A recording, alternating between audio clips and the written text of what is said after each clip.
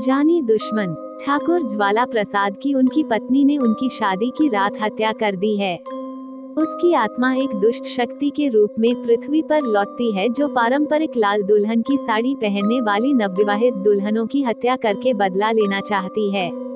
ऐसा करने के लिए उसके पास एक मानव शरीर होना चाहिए, जो दुल्हनों की उपस्थिति में एक राक्षसी प्राणी में बदल जाता है।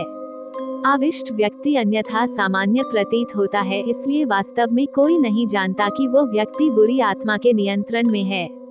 आत्मा को खत्म करने का एकमात्र तरीका आविष्ट व्यक्ति की छाती में छुरा घोंपना है, लेकिन आत्मा को पूरी तरह से नष्ट करना कठिन साबित होता है, क्योंकि वह चालाकी से नए शरीरों में स्थानांतरित होता रहता है, इससे पहले कि उसे हराया जा सके।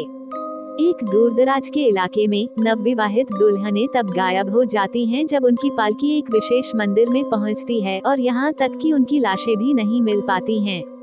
संपत्ति पर दयालु ठाकुर साहब का शासन है।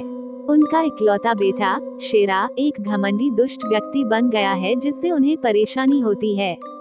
शेरा लगातार ग्रामीण लाखन से भिड़ता रहता है, जो एक अच्छा साहसी आदमी है।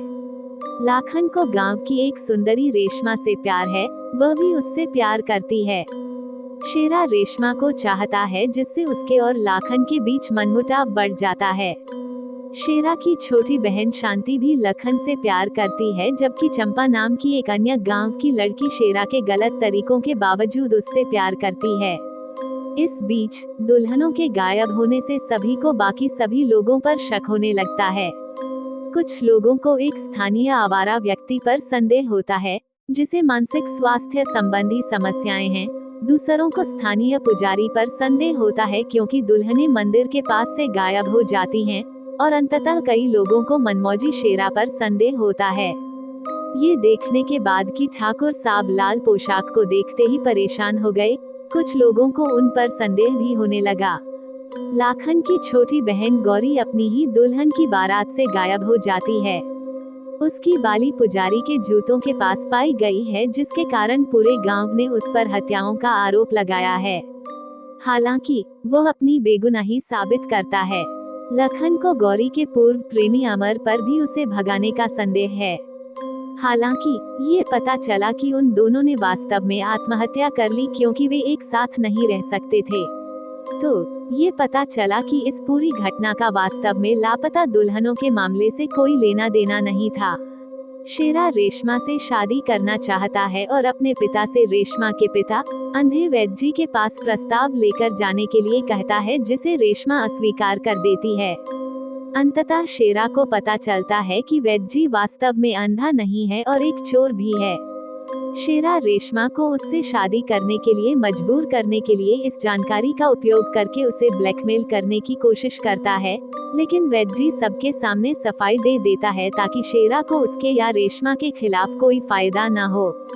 वह लाखन को रेशमा से शादी करने के लिए भी कहता है और दोनों आसानी से सहमत हो जाते हैं। इस बीच ठाकुर साहब की बेटी शांति की शादी तय हो जाती है और वह इसके लिए सहमत हो जाती है, क्योंकि उसे पता चलता है कि लाखन रेशमा से प्यार करता है, उससे नहीं। उसकी सुरक्षा के लिए लाखन उसकी पालकी के साथ चलता है। वह सुरक्षित रूप से अपने गंतव्य तक पहुंच जाती है, लेकिन वास्तव में इसका कारण उसके पिता के डर के कारण पारंपरिक लाल दुल्हन की साड़ी नहीं पहनना है। आखिरकार सभी का संदेह ठाकुर साहब की ओर हो गया, क्योंकि उनकी अपनी बेटी शांति को बख्श दिया गया था, जबकि बाकी सभी नवविवाहित दुल्हनें गायब हो गईं। इसके अतिरिक्त वह लाखन के अलावा एकमात्र ऐसे लोगों में से एक था जिसे शांति की सुरक्षा की योजना के बारे में पता था।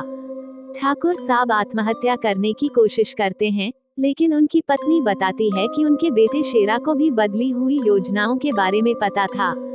ठाकुर साहब सभी को आश्वासन देते हैं कि चाहे कोई भी दोषी हो, वो उन्हें सजा दिलाएंगे, भले ही वो उनका अपना बेटा शेरा ही क्यों न हो। रेशमा का अपहरण करने के बाद शेरा भागने की कोशिश करता है, लेकिन उसे लाखन द्वारा रोक दिया जाता है, और जब आग लगने के बाद वो मरने वाला होता है, तो चंपा उसे बचाने के लिए कूद पड़ती है।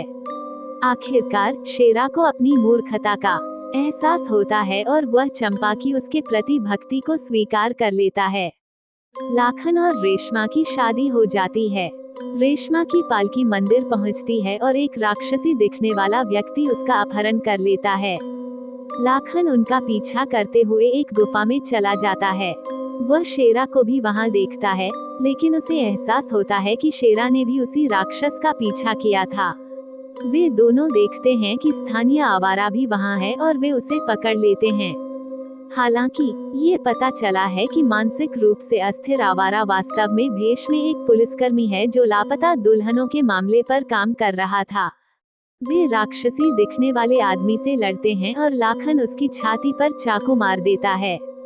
ये पता चला कि यह वास्तव में ठाकुर साहब ही थे जो हमेशा से राक्षस थे, लेकिन चूंकि वह वास्तव में एक अच्छे इंसान हैं, इसलिए उनकी अपनी आत्मा ज्वाला प्रसाद की बुरी आत्मा को किसी और पर हावी होने से रोकने की कोशिश करती है, इससे पहले कि वो उसे छोड़ने के लिए सहमत हो जाए। प्रतिशोधपूर्ण तरीके। अंत में ठाकुर साहब ये सुनिश्चित करने के बाद मर जाते हैं कि बुरी आत्मा हमेशा के लिए चली गई है।